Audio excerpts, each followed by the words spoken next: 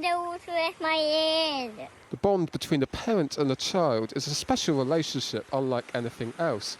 But for parents of deaf children, such a vital connection isn't exactly straightforward. Pamela Second has been learning sign language online, but says the lack of financial support has left her feeling disempowered. I think as a parent, you want to be able to give your child the very best of yourself. And when Jasmine was diagnosed as being deaf, I was heartbroken. And I think the majority of that came from the fact that I wasn't going to have the relationship with her that I had envisaged. I felt vulnerable.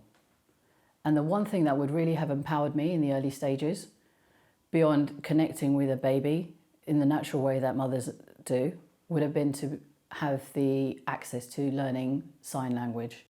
On average, a basic course in British Sign Language, or BSL, costs £500.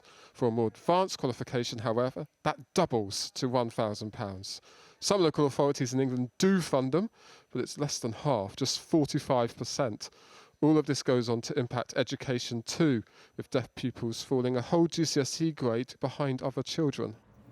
Eleanor Neponen is currently taking an advanced course to better communicate with her daughter Freya, who has severe hearing loss.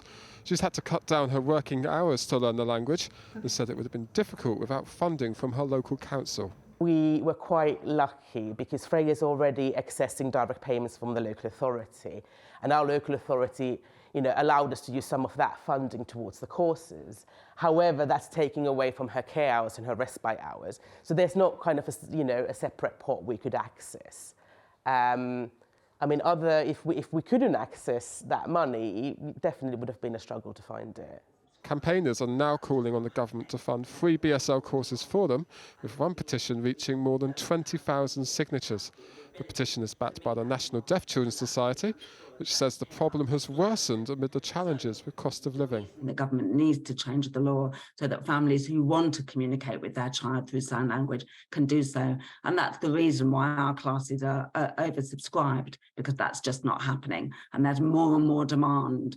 And we just don't have the capacity or the ability to meet that demand. And that is, I'm sure, exacerbated by the cost of living crisis.